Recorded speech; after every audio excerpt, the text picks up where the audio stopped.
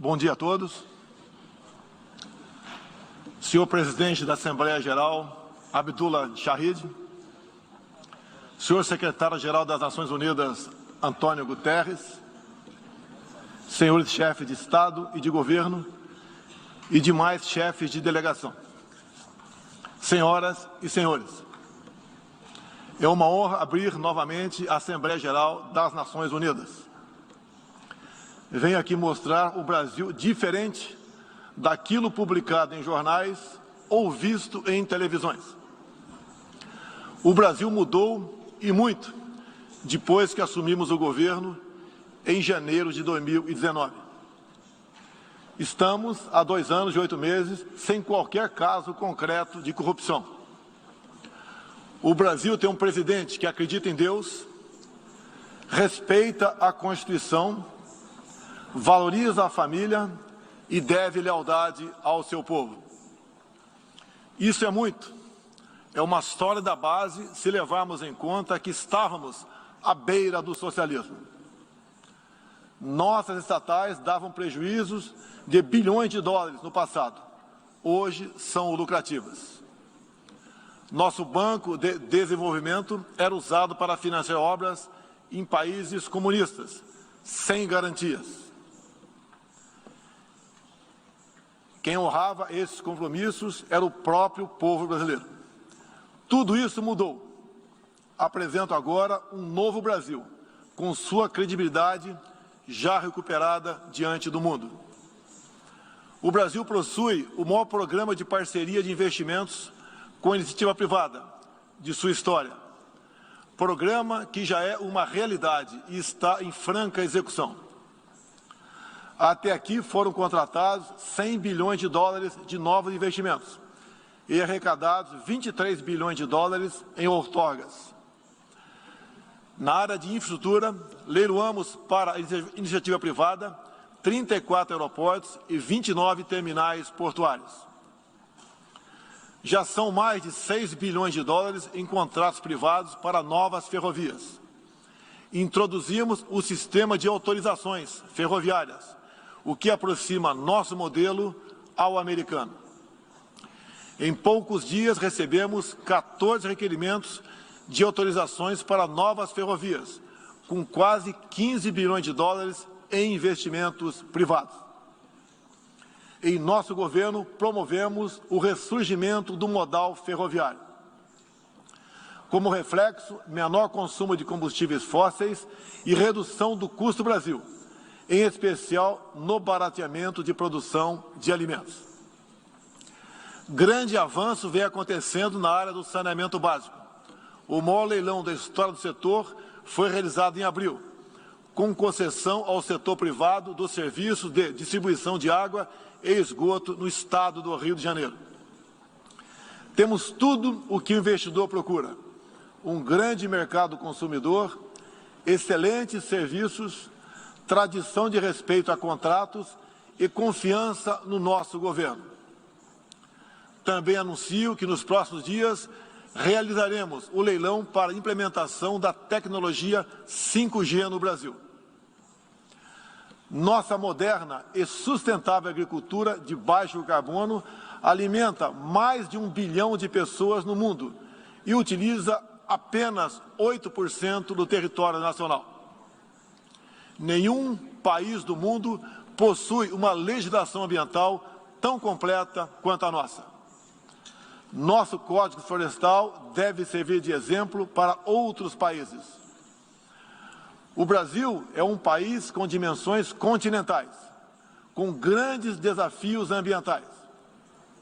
São 8,5 milhões de quilômetros quadrados, dos quais 66%, 2/3, são vegetação nativa, a mesma desde o seu descobrimento em 1500.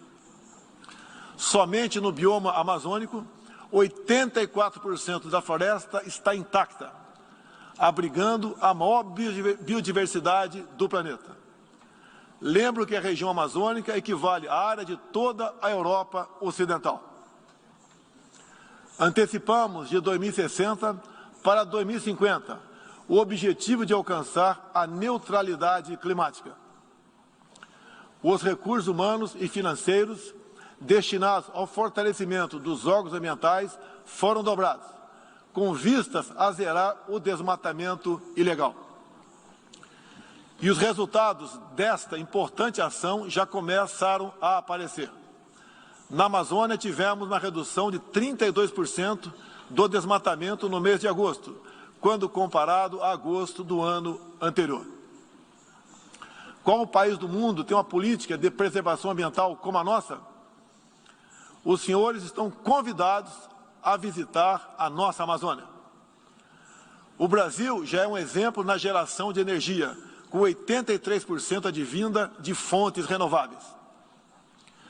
Por ocasião da COP26, buscaremos consenso sobre as regras do mercado de crédito de carbono global. Esperamos que os países industrializados cumpram efetivamente seus compromissos com o financiamento de clima em volumes relevantes. O futuro do emprego verde está no Brasil. Energia renovável, agricultura sustentável, indústria de baixa emissão, saneamento básico, tratamento de resíduos e turismo.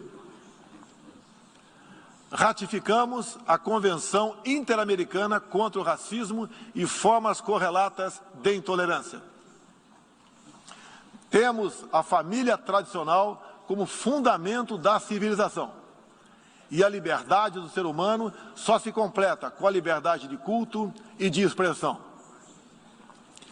14% do território nacional, ou seja, mais de 110 milhões de hectares, uma área equivalente à Alemanha e França juntas, é destinada às reservas indígenas.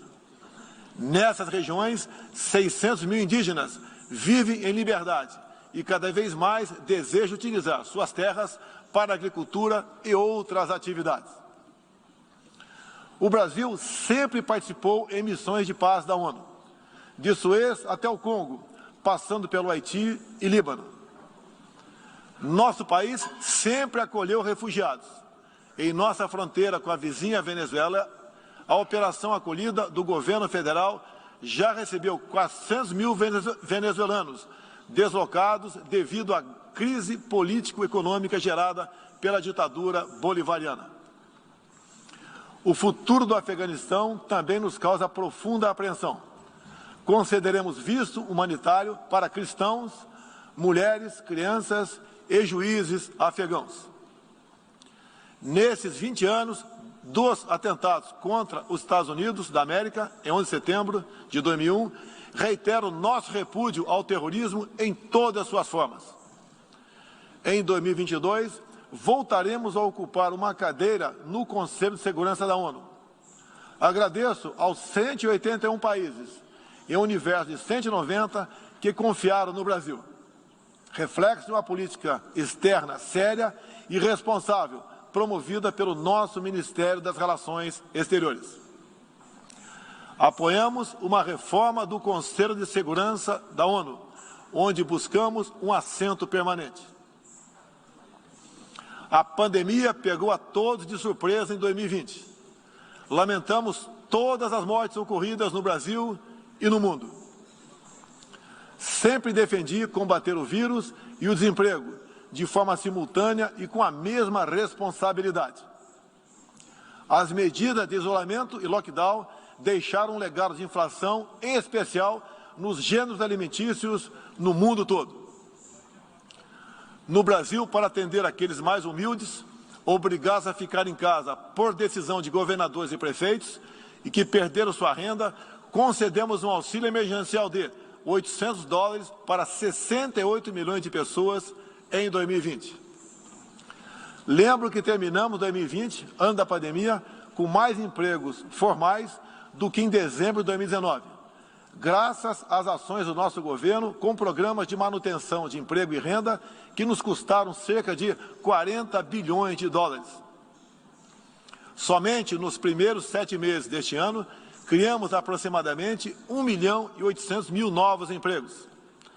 Lembro ainda que o crescimento para 2021 está estimado em 5%. Até o momento, o governo federal distribuiu mais de 260 milhões de doses de vacinas e mais de 140 milhões de brasileiros já receberam, pelo menos, a primeira dose, o que representa quase 90% adulta. 80% da população indígena também já foi totalmente vacinada. Até novembro, todos que escolheram ser vacinados no Brasil serão atendidos. Apoiamos a vacinação. Contudo, o nosso governo tem se posicionado contrário ao passaporte sanitário ou a qualquer obrigação relacionada à vacina. Desde o início da pandemia, apoiamos a autonomia do médico na busca do tratamento precoce, seguindo recomendação do nosso Conselho Federal de Medicina. Eu mesmo fui um desses que fez tratamento inicial. Respeitamos a relação médico-paciente na decisão da medicação a ser utilizada e no seu uso off-label. Não entendemos porque muitos países, juntamente com grande parte da mídia, se colocaram contra o tratamento inicial. A história e a ciência saberão responsabilizar a todos.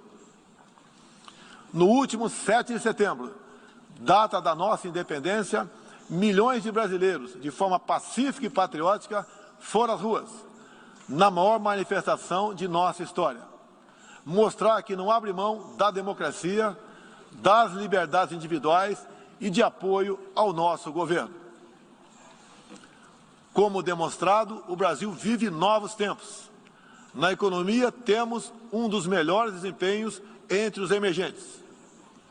Meu governo recuperou a credibilidade externa e hoje se apresenta como um dos melhores destinos para investimentos. É aqui, nesta Assembleia Geral, que vislumbramos um mundo de mais liberdade, democracia, prosperidade e paz. Que Deus abençoe a todos.